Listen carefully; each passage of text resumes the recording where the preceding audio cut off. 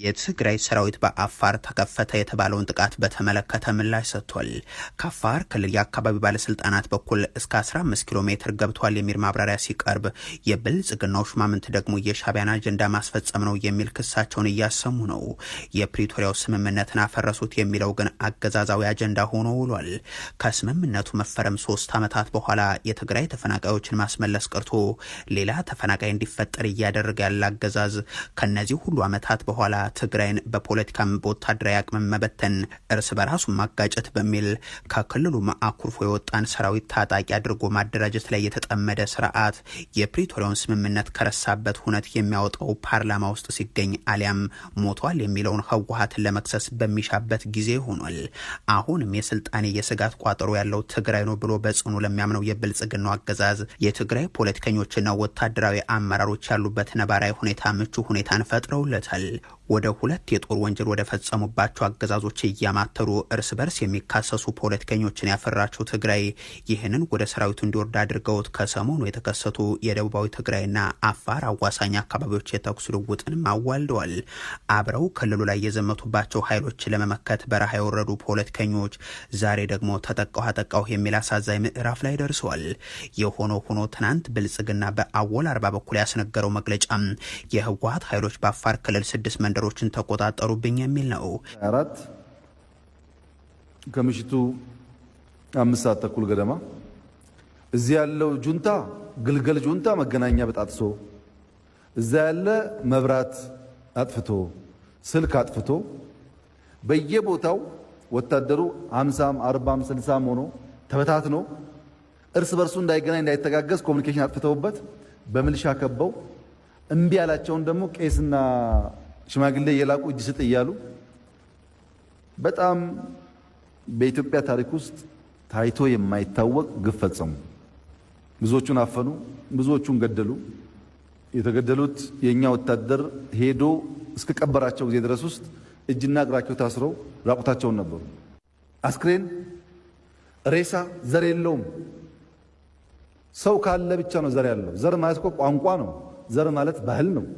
ሬሳ ቋንቋ የለውም፣ ባህል የለውም። ሲሞት ስብናውን አጥቶ ሬሳ ነው የሚሆነው። ሬሳንም ኦሮሞ ነህ፣ አማራ ነህ፣ ጉራጌ ነህ ብለህ ማሰብ ሰው አይነት አይደለም።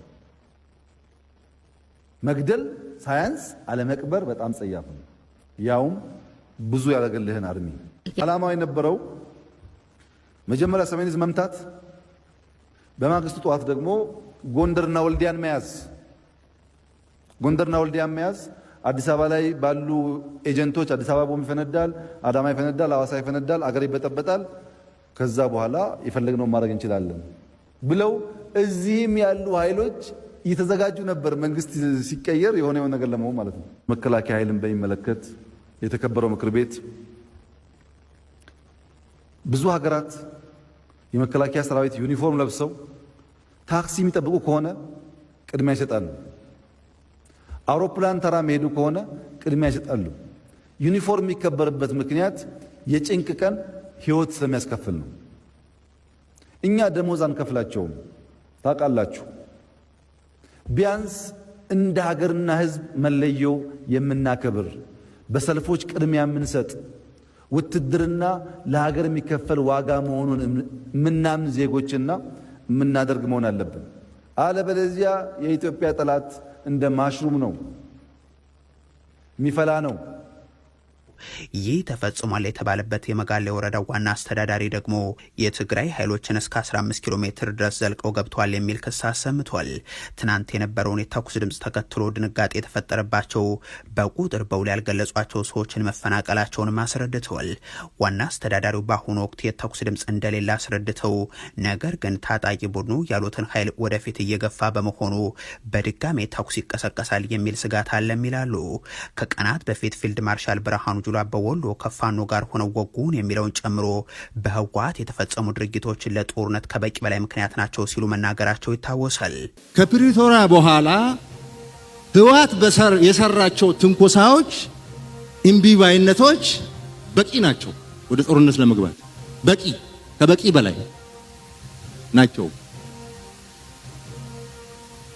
የጦረኛ መንግስት ቢሆን ነው ጦርነት የሚናፍቅ ቢሆን ኖሮ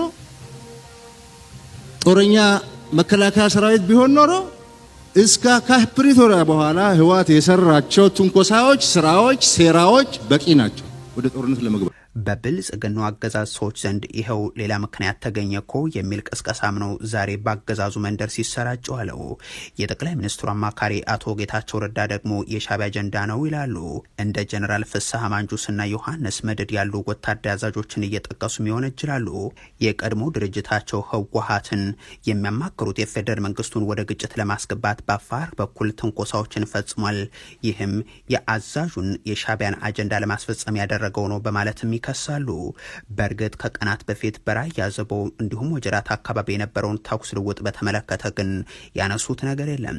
እንዲያም ሆኖ በትግራይና በአፋር በኩል ያላቸው የትግራይ ሰራዊቱም የሆነ የቲፒኤፍ አባላት የሻዕቢያን ፍላጎት ለማሳካት ወደ እርስ በርስ ግጭት መግባት የለባቸውም የሚል ጥሪ ግን አቅርበዋል። ዛሬ አጀንዳ ሆነው ከዋለው የአፋሩ ጉዳይ ጋር በተያዘም ከትግራይ ሰራዊት በኩል ምላሽ ተሰጥቷል። የትግራይ ክልል ሰላምና ጸጥታ ቢሮ የጸጥታ ዘርፍ ኃላፊ የሆኑት ብርጋዴር ጀነራል ተክላይ ኪዳንም አፋር ገብተን የተቆጣጠርነው አንድም ቦታ የለም ሲሉም ነው ክሱን ያስተባበሉት። እኛ የከፈትነው ግጭት የለም፣ እንደዚህ አይነት ዝግጁነትም የለም የሚሉት ብርጋዴር ጀነራል ተክላይ በምላሹ የአፋር ኃይልና የሐራ መሬት ኃይሎች የሚሉ አካላት ተደጋጋሚ ትንኮሳዎችን ፈጽመውብናል ሲሉም አቀርበዋል። ትንኮሳ የለም ብወሰድናዮ ሪቨንጅ ወይ ከዓ ባዕልኻ ናይ ምክልኻል ስጉምቲ እውን ኣይወሰድና። ባዕልኻ ናይ ምክልኻል ስጉምትስ ካብ ዘለኻዮ ትሕዝቶ ቀፂልካ እውን ብዙሕ ነገር ምግባር ይከኣል እዩ። ኣብ ዘለናያ ቦታ ኮይና ባዕልና ከም ምክልኻል ተሓለፈ ግን ምንም ዓይነት ናብ ናይ ዓፋር ቦታ ዝተቆጣጠርናዮ ቦታ የለን፣ ከምኡ ዓይነት ድልየት እውን የለን። በአፋር ራሳቸውን ሐራ መሬት ብለው የሚጠሩት በኩል በተደጋጋሚ ከአፋር ኃይል ጋር ሆነው የተለያዩ ቦታዎች ላይ ጥቃት ሲፈጽሙ ነበርም። የሰው ጉዳትም ደርሶብናል እናውቃለን።